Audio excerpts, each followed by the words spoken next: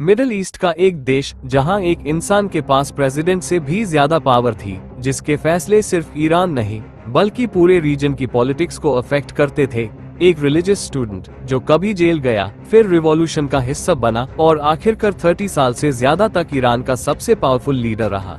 ये कहानी है आयतोल्ला अली खamenei की। अली खamenei का जन्म 1939 में मशहद, ईरान में हुआ। उनका परिवार रिलीजियस बैकग्राउंड से था और बचपन से उन्होंने इस्लामिक स्टडीज शुरू कर दी।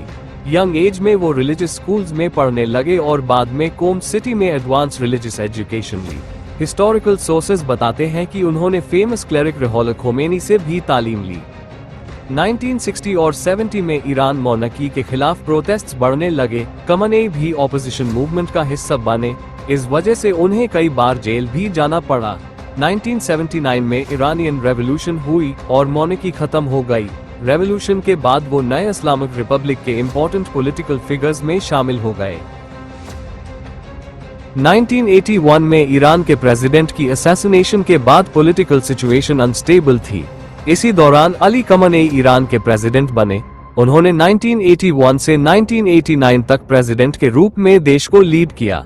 उस वक्त ईरान इराक वॉर भी चल रही थी, जिसमें कंट्री इकोनॉमिक और मिलिट्री प्रेशर में थी। 1989 में ईरान के फाउंडर लीडर आयतोल्ला खोमेनी की डेथ हो गई। उसके बाद असेंबली ऑफ एक्सपर्ट्स ने अली खamenei को ईरान का सुप्रीम लीडर अपॉइंट किया। ये पोजीशन प्रेसिडेंट से भी पावरफुल थी। मिलिट्री, जुडिशरी और फॉरेन पॉलिसी पर फाइनल अथॉरिटी सुप्रीम लीडर के पास होती है। इस तरह खamenei ईरान के सेकंड सुप्रीम लीडर बने।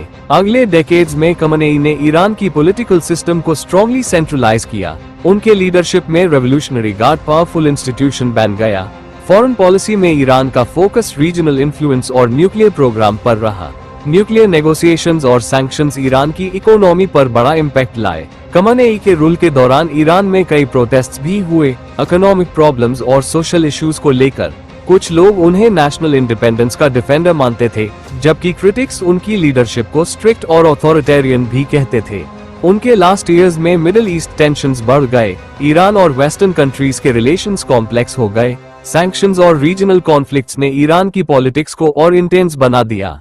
2026 में मिलिट्री कॉन्फ्लिक्ट के दौरान अली खamenei की डेथ कंफर्म हुई और ईरान एक नए पॉलिटिकल ट्रांजिशन के दौर में एंटर कर गया। रीसेंट रिपोर्ट्स के मुताबिक उनकी डेथ एक मेजर जियोपॉलिटिकल टर्निंग पॉइंट बनी। अली खamenei की लेगेसी कॉम्प्लेक्स रही, सपोर्टर्स के लिए रेजिस्टेंस का सिंबल और क्रिटिक्स के लिए स्ट्रॉन्ग सेंट्रलाइज्ड रूल का एग्जाम्पल। लेकिन एक बात क्लियर है, उनका इन्फ्लुएंस मिडिल ईस्ट की हिस्ट्री में हमेशा याद रखा जाएगा।